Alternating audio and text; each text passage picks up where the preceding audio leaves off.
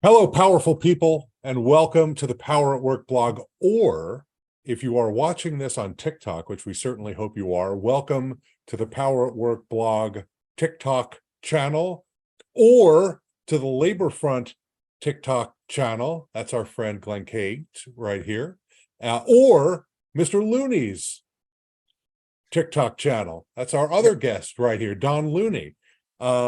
So this is going to be a really informal chat, but we thought it was one you should hear. I met both of these gentlemen on, believe it or not, I met them on TikTok. What a funny thing for three guys our age to be saying out loud that we met on TikTok and we became TikTok friends. But we were just absolutely spellbound by Glenn talking about the UAW strike, talking about political issues.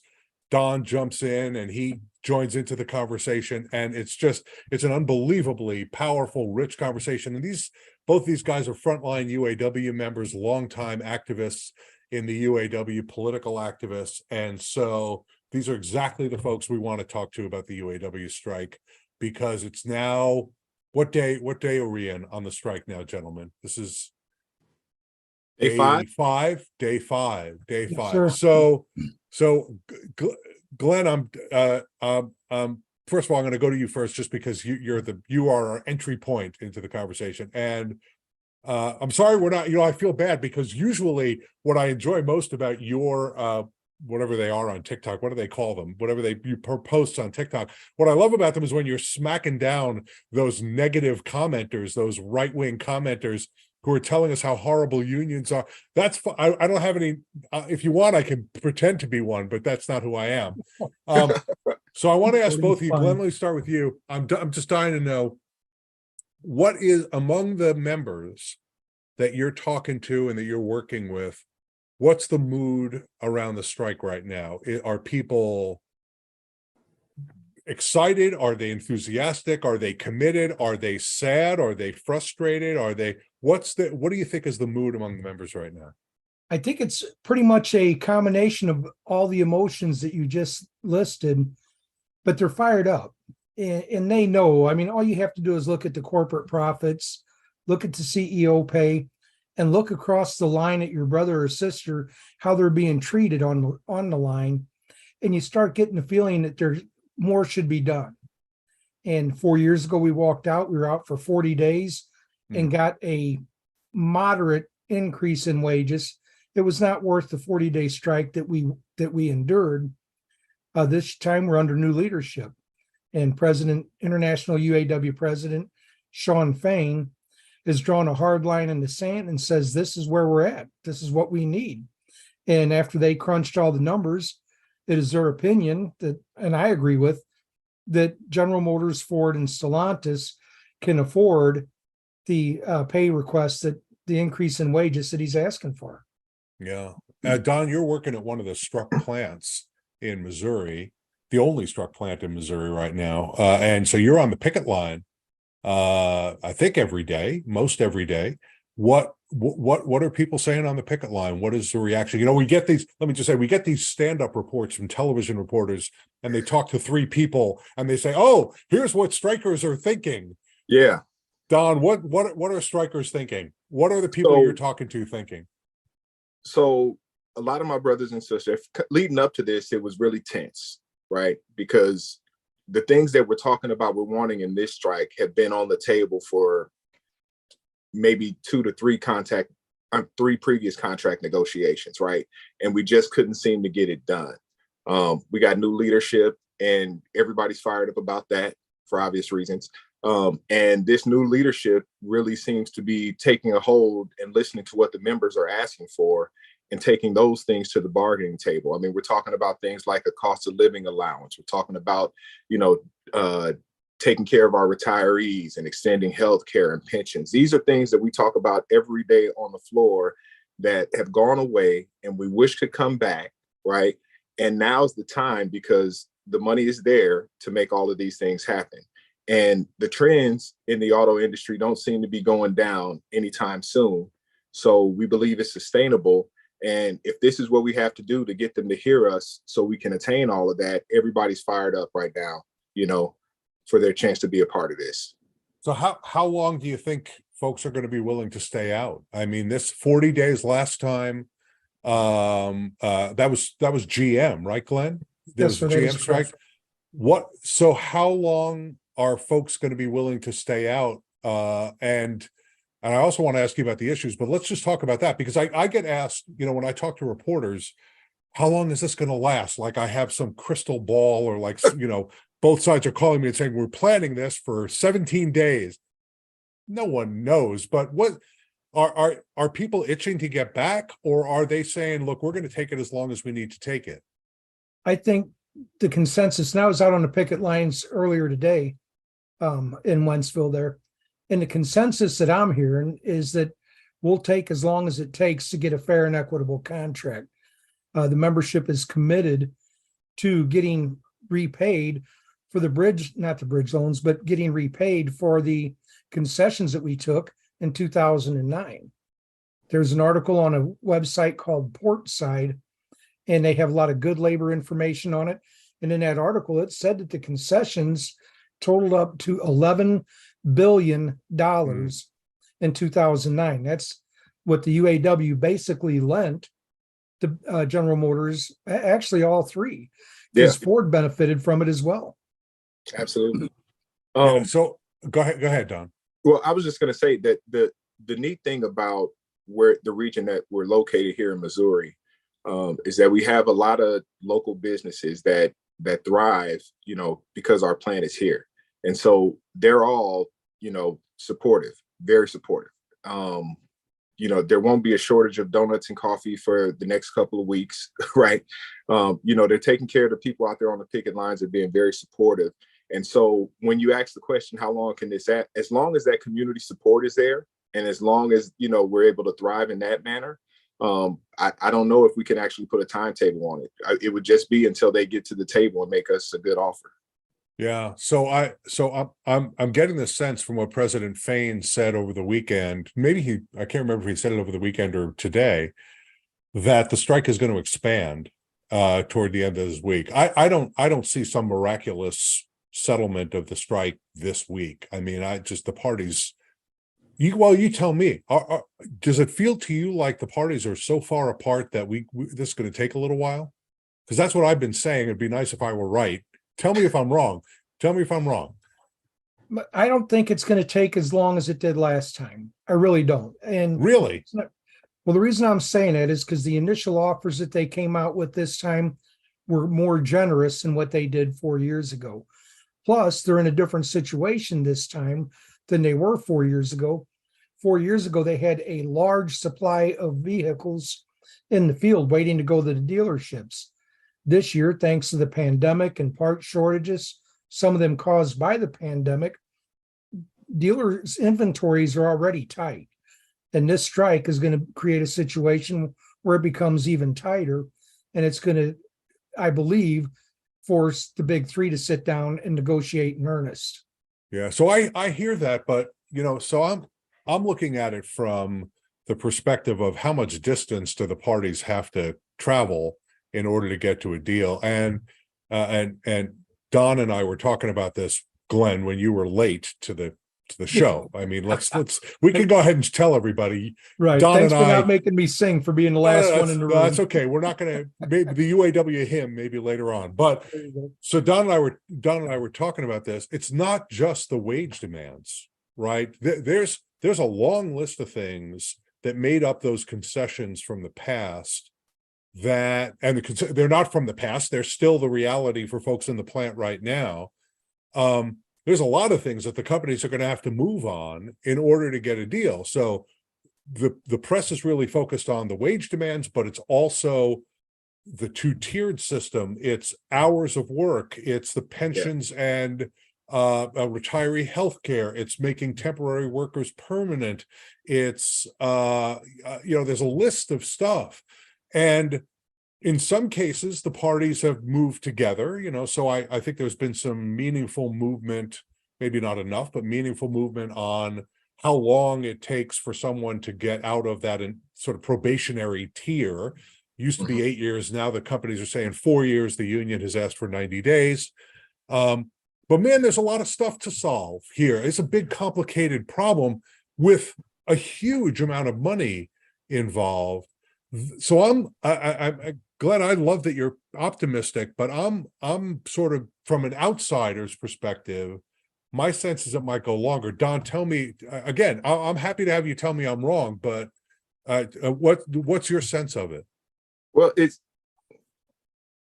I would love to see what the odds are on the line in Vegas, right? Because this is really unpredictable. That's how. Wait a minute. That's how we're doing collective bargaining in America now. We've outsourced it to the sports book at Caesars. Is that here's what we've the done? thing. There are so many disparities between the members, right? When it comes to pay, employee classifications, and things of that nature. And essentially, we just want to wipe all of that out, right? Fair work, equal work, fair pay for all of that, right? We just want to balance the scales internally. And with the concessions, it allowed them to create all of these different brackets and tiers.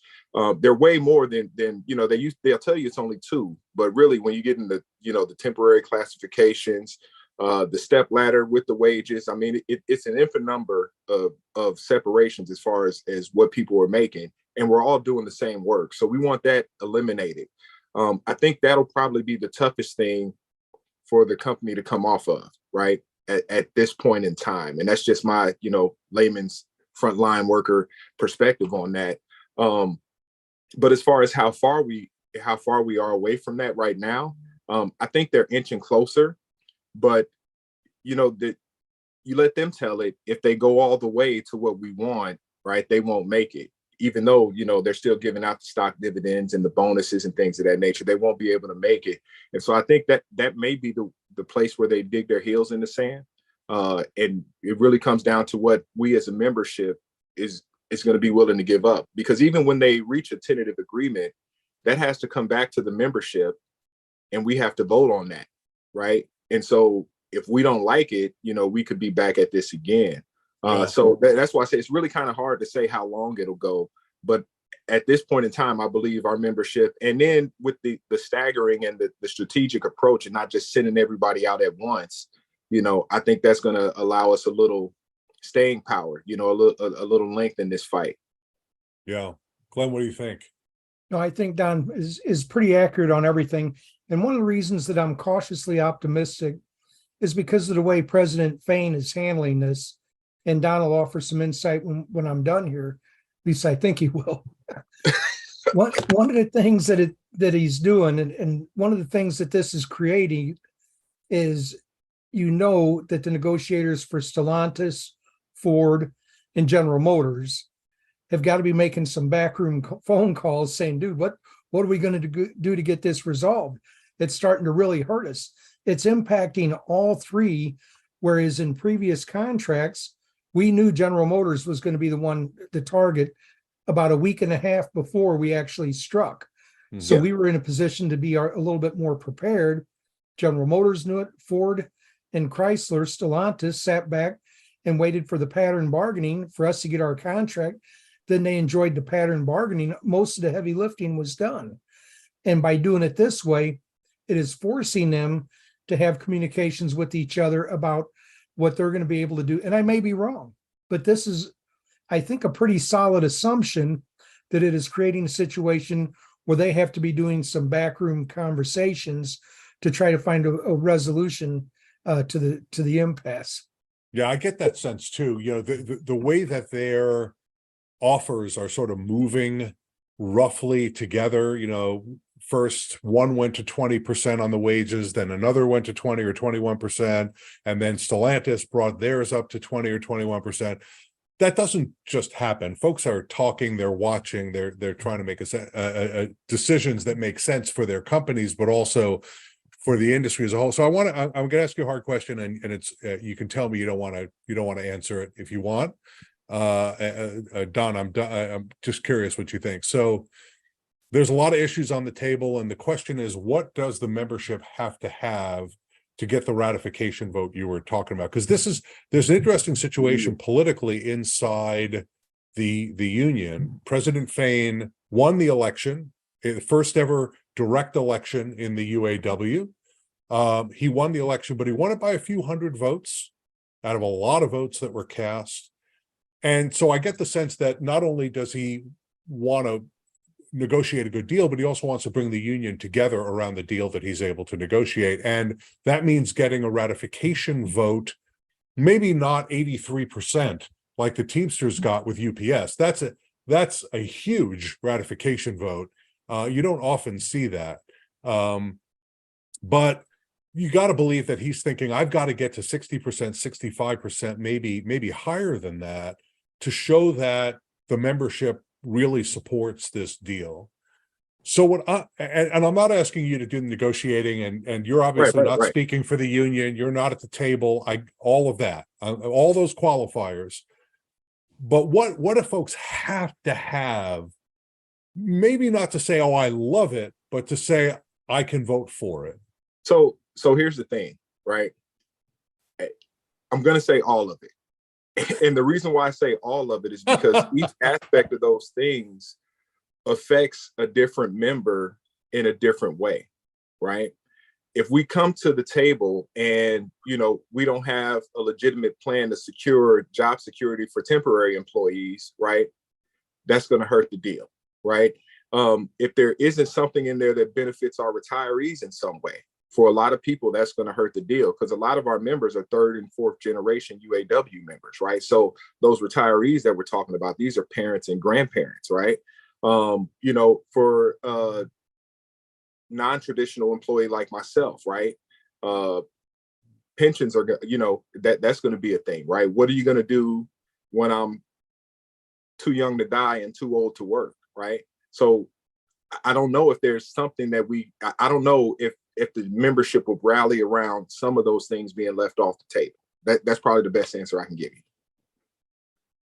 Wow. Well, that sort of reinforces my point that, wow, there's a lot of issues that need to be resolved. By the way, the answer to your question, Glenn, is this is being streamed live on the blog. It's also being streamed live on YouTube, and we're going to put it up on our TikTok channel, and we're hoping you're going to do the same thing, and Don is going to do the same thing. And then some of those trolls and right wingers can come after you guys, and we won't be touched. We won't, because they don't know to come after us yet. So what, Glenn, what's your take on that? Because Don is I can tell, an ambitious guy. So he's basically saying all of it. All of it? Is that what has to happen in order to get to that big ratification vote? I'm not going to disagree with Don. I think that everybody would love to see all of it, but I'll tell you the same thing that I've said to some of the international reps that I've talked to is it makes me, I have concerns that the international has set themselves up for some failure by making all these commitments and promises that are maybe unobtainable. Not saying they're not obtainable, but 40% wage increase, 32-hour work week, COLA, pensions. I hired in 2014. I will not have a pension when I retire.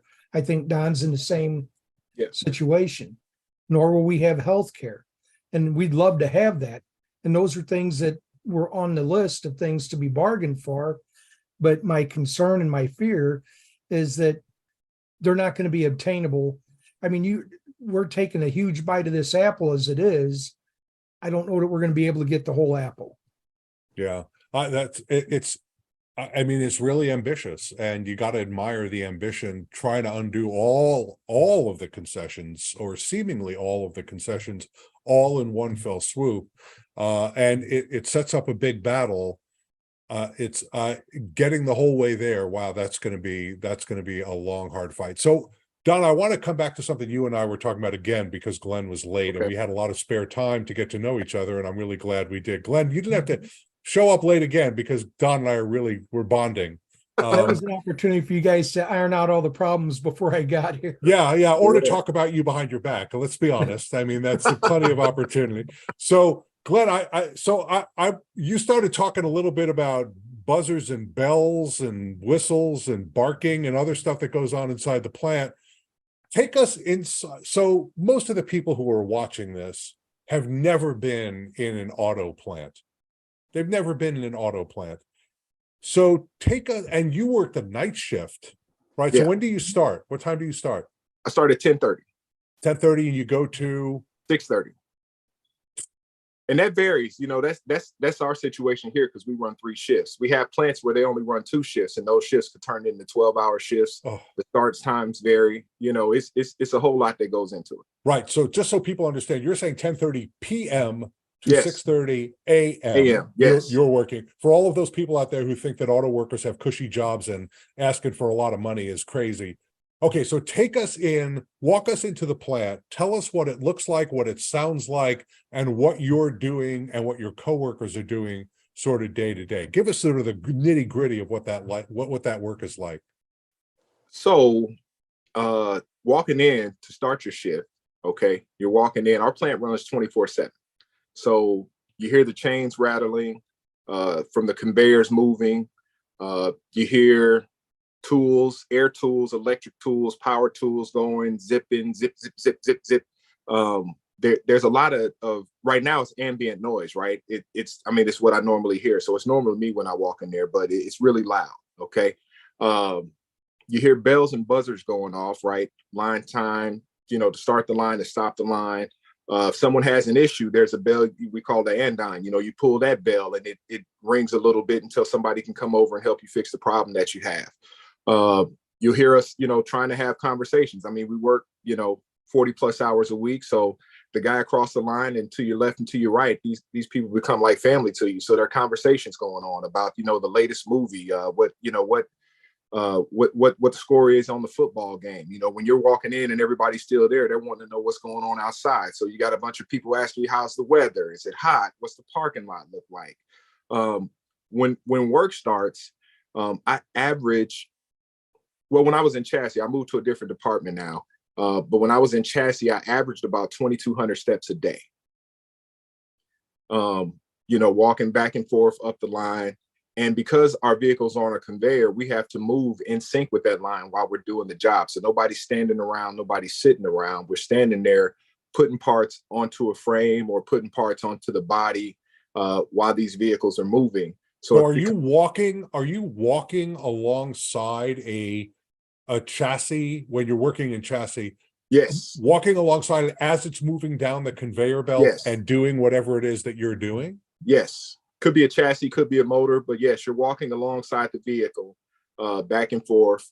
You do one vehicle and then you move on to the next and, second verse, same as the first. You're doing the same thing again. We put out about 350 to, 375 vehicles a day. So that's how many times you're going through those motions. So you're doing the same physical motion on that part of the car 350 to 375 times a day. And you're usually using a tool of some kind, right? Yes. Yes. There are tools involved. Depending on how heavy the parts are, you might have to have a hoist, right? Because if it gets up over 30 pounds, you lift that 300 times a day, you're risking injury, right? And you're risking injury anyway, even with the hoist. But some of these parts are heavy. Sometimes you got little bitty screws, right? So we got people who deal with, hand cramps, carpal tunnel and all of that because some of the parts are smaller. You deal with back issues if the parts are bigger because you got to bend over and not just walking beside the vehicle, but in our plant, you have to walk back and forth to the racks where they store the materials that you're putting on. So you have to get the parts out of a bin, then bring those over to the vehicle, all while the vehicle's still going. Like I said, so you do that for about, 3 hours, I think 2.5 hours at a time before we get a break. That's really what it is, and the camaraderie amongst us is really what makes those days go by. You really get to know people. Those conversations I was talking about we're having, that really kind of makes it all sweet. And the fact that we're compensated fairly, right? Sub fairly, I should say. But it's a good job if you want a job, but we want to get back to where we turn this into a career like it was, years ago. Yeah. I hope I answered your question. No, that was absolutely perfect. Sort of painting a word picture of what that experience is like. And that's how many days a week? You're doing 8 hours a day, 8 hours a day, 5 to 6 days a week. And then I'm going to add a caveat to that, because if you're at the top pay scale within our current compensation plan, there's no raises in the future for you. And then those people who, we're asking for those people to get paid back for what they missed out on concessions. Those people have very minimal raises, maybe $1 this year, $1.50 one year, and in the off year they get like a lump sum payment. It doesn't really balance out. So you'll have people who are working overtime or picking up extra shifts here or there, just trying to make ends meet, because that's really the only way that we see an increase in our wages. Yeah. That's really something. Glenn, anything you want to throw in on that? No, I think Don pretty well summed it up. And it is loud and it is dangerous. It's very dangerous in the plant. When you think about it, our plant is right at 100 acres under one roof. And I don't know how many miles of conveyor are in it. Excuse me. But when you imagine sheet metal, coils of sheet metal coming into our stamping facility, being pressed by 40,000 pound presses, where they stamp out the fenders, the hoods, the doors, metal parts. And then from there, it goes into the body shop where it's assembled. And robots do a lot of the work, but our people load the cells, which means that they put the parts in place. Robots pick it up and it's either sealed or welded or whatever, and comes out the other end, a door or whatever they're working on. And the logistics of that sheet metal rolling in, engines and transmissions coming in, and they have to go and we have an engine line and an engine set where people assemble all the accessories that go on the engines. Then it's married to a transmission. So they have to make sure that the right transmission is there when the engine gets there so that they can be married.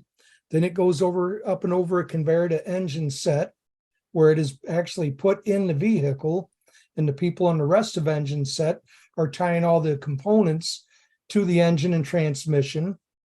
Yeah. And then while all that's going on, there's a body going through paint department that's being painted. Yeah. They take doors off when it comes out of paint, and the doors have to be built from the inside out. So we have a door line. It's just crazy to think about. All that comes together at body marriage, where they take a engine, the frame, and all the chassis, and it's married to the body, and it has to be done right. And if one of them is running late, it shuts everybody down. It's really crazy to think about, but that's what all goes into it. God, I'm totally exhausted just listening to you guys. That's unbelievable work. Okay, I want to let you get back to your lives, although I want to give you a warning that it's not out of the question that we're going to ask you to come back here. Depending on how long this strike lasts, we might have you back and do this show again, is get an update and see what your mood is and what the mood on the line is. But I want to close with this, because we've been very serious and we've taken this very seriously. So here's your opportunity. And I'll start with you, Don, and then Glenn, you can close us out. Don, what is the stupidest thing a critic has said about the UAW, auto workers, or the strike, where you've wanted an opportunity to respond? Because I'm going to give you an opportunity to respond right here on the Power at Work blog. What's the stupidest thing you have heard? Because I have heard some ridiculously stupid stuff, but I'm curious what you're hearing. Wow. Oh man. I wish you'd have gave me that one ahead of time, because I got like 10 that are flooding my brain right now and it's trying to pick one. I guess wow. I guess it's here's what I'll say. I'll say that people who say that we're overpaid for what we do, right? And people who say things like this labor is unskilled labor, it's probably the dumbest thing I've ever heard. Because I challenge anyone, right? Anyone, anywhere, right? I don't care if you've been in manufacturing before, you haven't been an auto worker, right? But I challenge them to come in off the street, walk up to one of these jobs and do it without 3 to 4 days of training. There's definitely a skill set that goes into what we do. And it's not easy work, right? We make it look easy because we're pros at it. We've done it for so long, but it's not easy. So hearing that this labor is unskilled labor, right? Because we don't go through an apprenticeship program or any of that stuff. That's probably the dumbest thing I've heard. And that would be the one that I would want to respond to. I think that is dumb. And people who look at all of this kind of work, all kinds of manufacturing work and industrial work as being unskilled. Just listening to your description of it tells me that if I were in that plant, I would have an engine crushing my head within the first hour I was in the facility. I wouldn't know how to duck. I wouldn't know where to go. I mean, anyway. Okay, Glenn. So you because of you're so active on TikTok, I'm not even sure you're going to be able to choose from the tidal wave of stupidity that I have seen you respond to. So I want to give you a chance. What is the stupidest thing that you have heard about the UAW auto workers or the strike, and give you a chance to respond to it? Go ahead. Yeah. Actually, it's not as difficult as you would think. And I'm going to go into the Wayback Machine. 2006, Hazelwood Assembly was closed. They built Ford Explorers. Hazelwood is a suburb of St. Louis. This predates social media as we know it today. And somebody wrote an article that was in the St. Louis Post-Dispatch, and they said that those jobs were so easy, a monkey could do it. That is what they said. And people, if you didn't read it, you may doubt that anybody could say something as ignorant as that. I have, in the last week, I've had 2 different people say the same thing. Those jobs are so easy, you could train a monkey to do it. Not only is that ignorant, but it's racist. And it's bullshit. I mean, it really is. These are some very difficult jobs. Some of these jobs, and Don talked about it a little bit, especially on the IP line, that's the instrument panel, your dashboard. People have to reach inside behind those dashboards, contort their hands and fingers to snap things into place, screw things into place. They're not easy. And I see people almost every day that have had carpal tunnel, shoulder surgeries. Don talked about the hoist. Those operators do that job 350 times a day. They know the minute that hoist needs oil or that there's something not quite right with it. And they call maintenance. I'm in maintenance. I'm an electrician.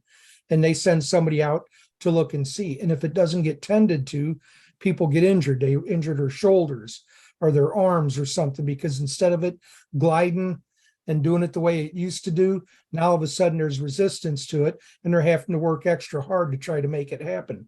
So these people that sit out there in the sidelines and complain about these jobs or how easy they are, it sounds easy. It looks like it might be easy. And the way some of these guys like Don, I've gone out and talked to Don when he was on engine line, and he does his job. I don't know how they keep up with all this stuff, but they do it, and they learn it, and they do it. And I've gone out and talked to Don, and I've watched him and scratched my head, thought, man, I'm glad I'm an electrician. I couldn't do all that. The people are wrong. Yeah, they're wrong. Yeah. And I call them out almost every chance I get.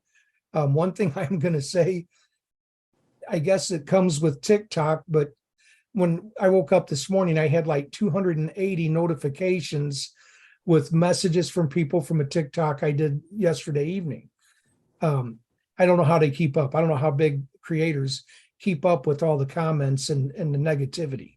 But I knew when I was getting involved in it, it's social media. People can sit back and cast whatever stones they want to cast. It's up to us how we respond. Well, you're both doing a huge service helping to explain the strike and answering folks' questions on TikTok and just being present. I think, having labor people present on social media, I think is incredibly powerful. And let me just say, I'm going to use this as an opportunity for a little advertisement, right? Go subscribe to the Power at Work blog, poweratwork.us. Follow us on TikTok, Power at Work. Follow us on, are we calling it X now? Are we going to agree that so follow us on whatever? Yeah. Yeah, I'm going to say this, and I'm not lying. When I went and looked at your blog, because I didn't know I hadn't heard much about you guys, and we messaged back and forth a little bit, and I thought, well, who are these guys? And I saw the caliber of labor leaders that you all have interviewed. Yes. I saw that, and I'm thinking, what the hell do they want to talk to me for? This is why. I just said the same thing. Yeah, Don said the same thing, but you know why? Because we want to talk to leaders, we want to talk to frontline workers, because that's the way you get a comprehensive perspective on workers and worker power and unions. So we've talked to the president of the AFL-CIO, we've talked to frontline museum workers, frontline public sector workers, frontline auto workers now. And you can't understand what's going on with labor unless you talk to everybody. But can I just say, you interrupted my commercial, and now I'm not going to start again. Follow us at Power at Work Blog on Twitter, X. Follow us at Power at Work Blog on Threads, at Power at Work on LinkedIn and Facebook. It's not at Power at Work, it's the Power at Work page on both LinkedIn and Facebook. Follow us there.